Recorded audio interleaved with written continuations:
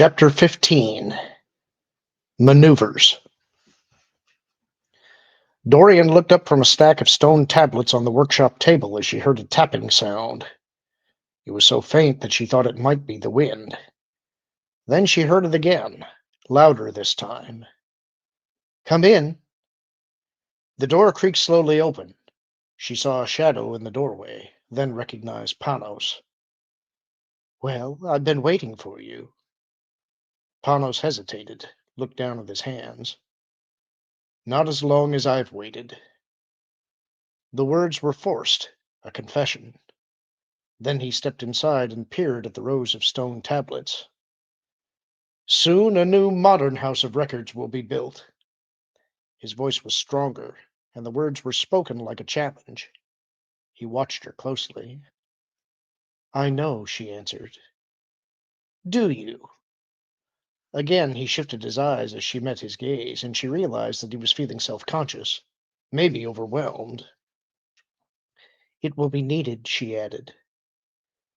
"Tell me who you are," he demanded, but his eyes still shifted about uneasily. She smiled and answered without hesitating.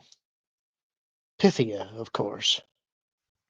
He nodded, glancing up at her. "The veil is receding. I knew it would." She picked up one of the stone tablets and ran her fingers over it. "I understand now that the oracle never left us. The last Pythia merely put it to bed, and now it is reawakening." "Well said." "It's very strange, but I understand now that my life's work has been only a prelude to the return. A week ago I would have laughed at such an idea. Now I know it for a fact." Panos paced in front of the long table covered with stone tablets. He picked one of them up, examined it briefly, then laid it back down. There was something defiant in the act, as if he were making claim to the workshop and everything it represented and daring her to challenge him. "My son, Grigoris, told me that Jones found something in the crevice. What was it?" "I'm not sure. He said something about a black stone." Panos spun on his heels and faced her. "The stone is important, and Dumas must not ever touch it." He spoke sharply. His eyes flared. "It is ours, and we must have it." Dorian was baffled. She was surprised by his outburst. She didn't know what he was talking about. "Don't you understand? He has found the Omphalos. We must claim it." The Omphalos was a mysterious aspect of the Oracle of Delphi that Dorian had never clearly grasped.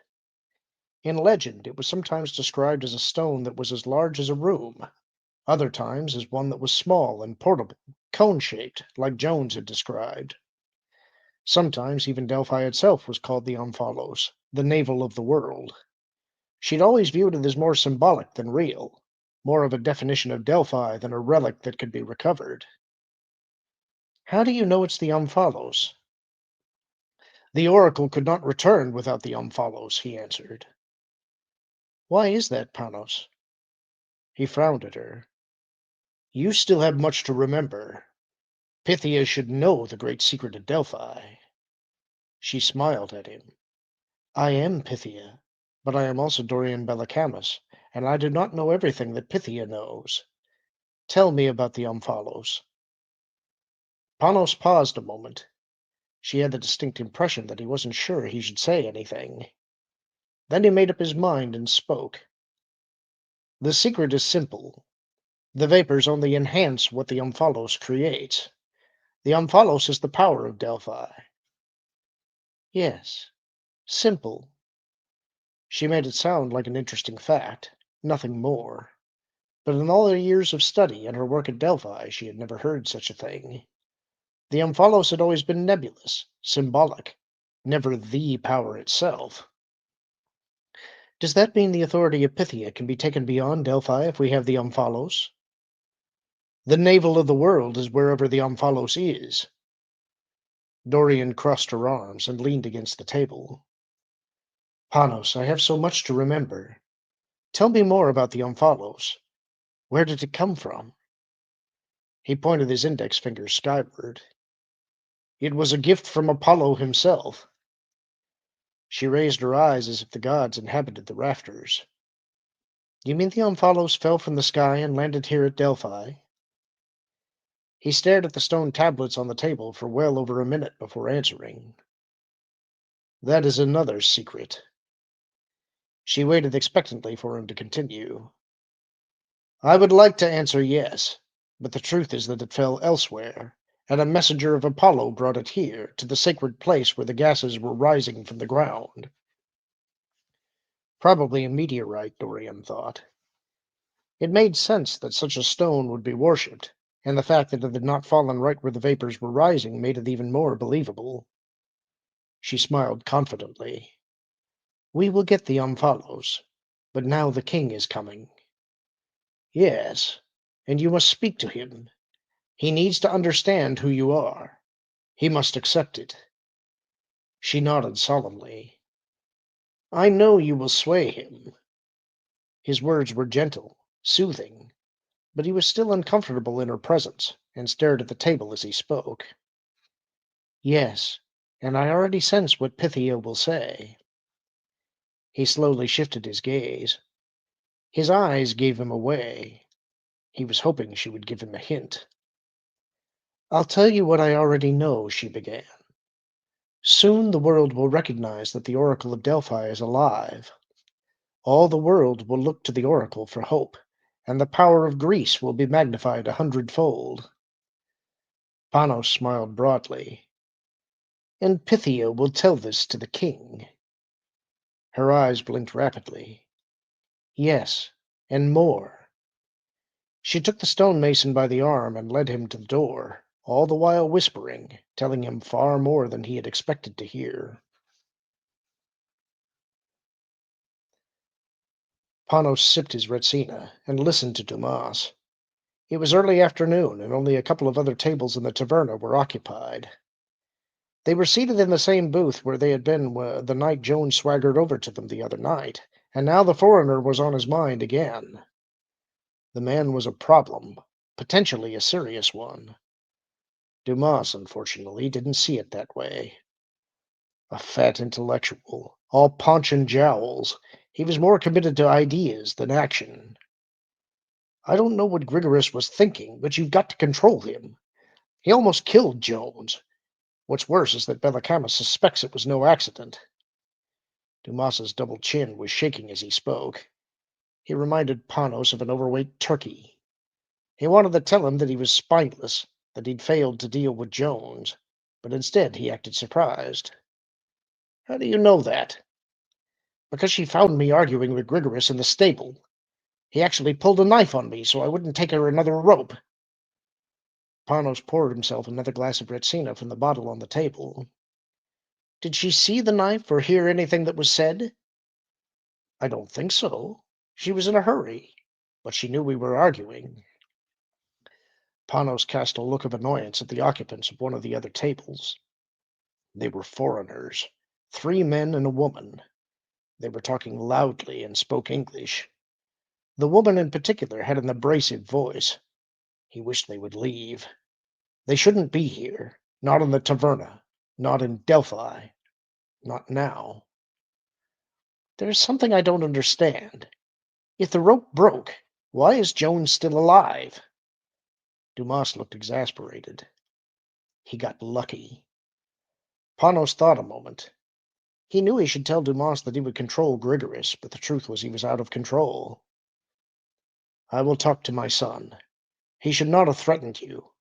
He will apologize, I promise. Dumas didn't look satisfied. Too bad. Now, tell me something. What is the connection between Jones and Bellicanus? Dumas smiled, a sly smile that said he should know what it was. She likes younger foreign men. What else can I say? So that was it. Now Panos was more certain than ever that Jones must be quickly eliminated. He could only be trouble. He could slow the transformation. It was time to put Dumas to the test. One way or another, Jones must be taken care of, immediately. We can't chance him interfering with our work. He won't interfere. He's confined to a bed in his hotel room. I'm sure he won't be going anywhere until after the king has come and gone. Besides, you're sure to anger Bellacamus if anything happens to him. How can we be certain he stays in bed? I don't trust him. He doesn't understand what Delphi is about. You worry too much, Panos. You know what the tablet in the crevice said. Nothing can stop the return now. Not Jones, not anyone. It will happen as sure as the king is rich. Panos glowered at him. The tablet was confirmation of the blueprint, but we must still do what is necessary to fulfill it. Dumas emptied his glass, then set it on the table. You have to understand my position. I am a scientist, an archaeologist. I have a reputation. Panos laughed. What is your reputation, Stephanos? Caretaker of old stones. Stop wavering. Your rubble will still be there, no matter what you do. What do you want of me, Panos? I got Bellacamus here. I went down that hole and interpreted the tablet. I could have been killed. What more do you want? You wanted to know about the Order of Pythia. You wanted to know everything. Now you must fulfill your responsibilities. I'm not a killer. That's Grigoris's work. Panos bolted out of his chair and grabbed Dumas by the collar. Don't talk that way about my son, he growled between clenched teeth. Do you understand? I don't want to hear that. As he lowered himself back into the chair, he saw the group of foreigners looking their way. He ignored them. Dumas glared back at him. Don't ask me to kill Jones or anyone. I won't do it. But I will tell you something that you don't know. Something valuable.